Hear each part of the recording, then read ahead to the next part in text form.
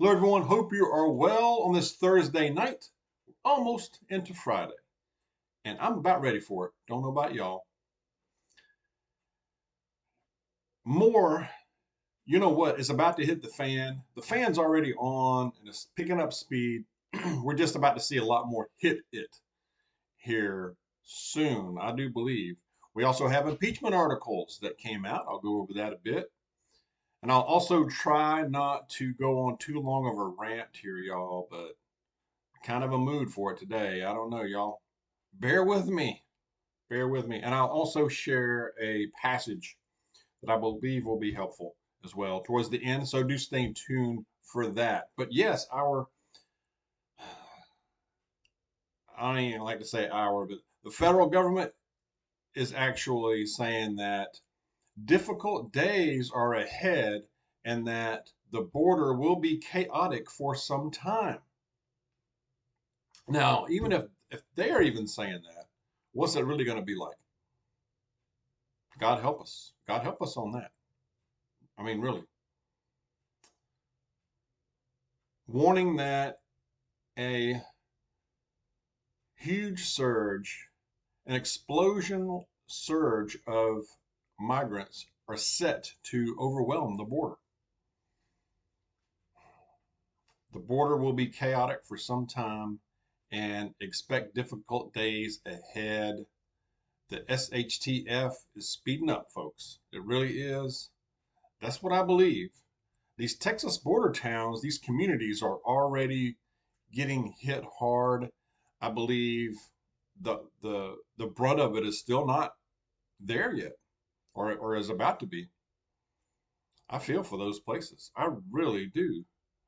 The sanctuary cities are getting people already. Some of them getting a lot of people. The Texas governor has started busing migrants to the sanctuary cities: Chicago, Denver, Colorado, Washington, D.C., Philadelphia, among others. But I tell you, I don't, from what they're talking about, there's not going to be enough buses, at least with this swell of people that are gathering. Okay. My concern is it will just fully devastate first the border towns, these communities, and very well the state. This is a big state now, but especially the southern part of it first. And then the United States, because they're not just going to be traveling on foot. They're being bused, flown, who knows what else. I also saw an article. I saw this and I didn't believe my eyes, but it said something about Chinese nationals floating up on some beaches in Florida. I don't even know. Have y'all seen that? Let me know if that. It's like I was dreaming that, but what the world? What the world? How is that allowed? I mean, I don't get it. But anyway, so if you are especially in southern Texas, and I know we have quite a few viewers down there, or even if you're in Texas, period, and you know, or anywhere else, and you know you have connections down there, share what you are hearing, what you are seeing, especially if you are if you live down in that area, or even visiting family members, connections. Like I said, let us know in the comments. You can feel free to email me as well. But we'll keep an eye on this for sure. Impeachment articles. That was in the news today, actually. Marjorie Taylor Greene from Georgia introduced impeachment articles against the president. I mean, my my initial thought on this is too little, too late. I mean, it's nice to see somebody have some gumption to stand up and say that, and you know, uh,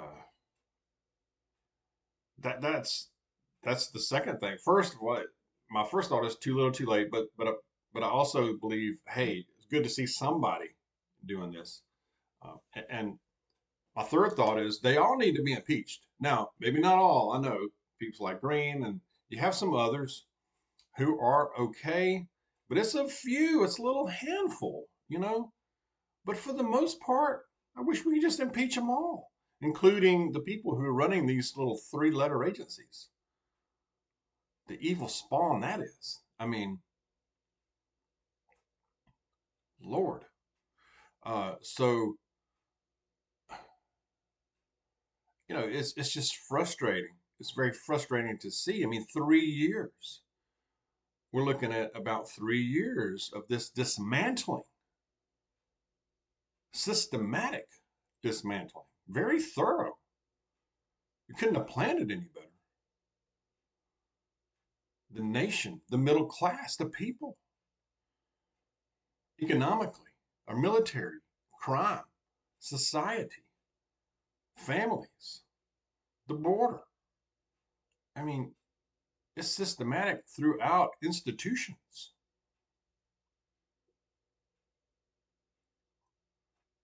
Yeah, most need to be impeached. I wish it could be. And who's bearing the brunt? Who's paying for it? We, the people. We, the people. We, especially the middle class and the working class, the working folks.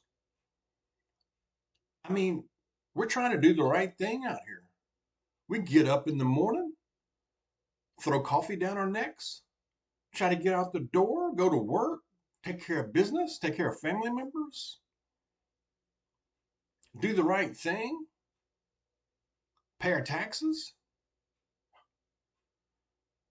sacrifice, raise families, sacrifice for our children, contribute to society, the economy.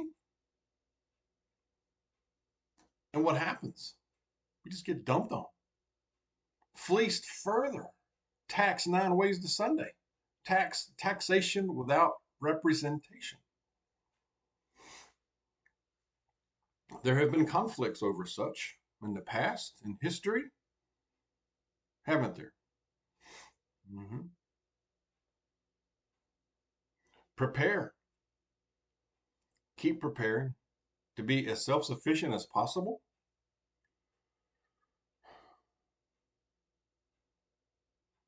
Somebody was commenting earlier that they have noticed that, or heard from others,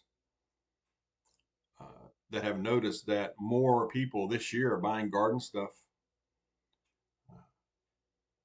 and trying to grow their own stuff. Smart. Maybe a few more people are getting it. Uh, I know we're trying here, and I know many of you are. But whatever we can do, and you know, yeah, and I get it. It's not like that can feed us all, all on its own, but it can help.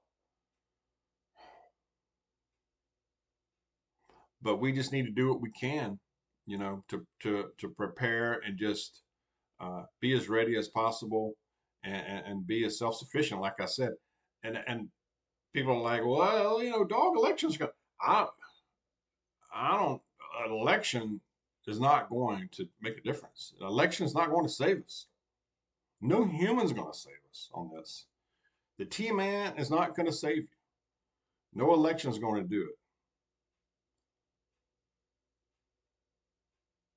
Only Jesus saves. That's the good news. He does. Which leads me into my verse for the day, which is coming from the devotional. This one is from Luke. Book of Luke, chapter 14, verse 28 says, "For which of you, desiring to build a tower, does not first sit down and count the cost, whether he has enough to complete it?" Kind of make you think a little bit, doesn't it? That's what we need to be praying. We need to be praying all the time about many things, not just about how we can be helped, but our decision making, our guidance. Pray for the guidance and for vision, discernment, judgment. And then this writer uh, down below says, Lord, when it's time for me to make decisions, give me presence of mind and help help me keep my head. You know, he's not our co-pilot. He is the pilot, and he leads us. We just need to listen and keep in prayer as well. Share your thoughts on these things, and let's just uh, keep doing the things and live your life, as I say, you know, always. But let's try to take care of ourselves and be safe out there.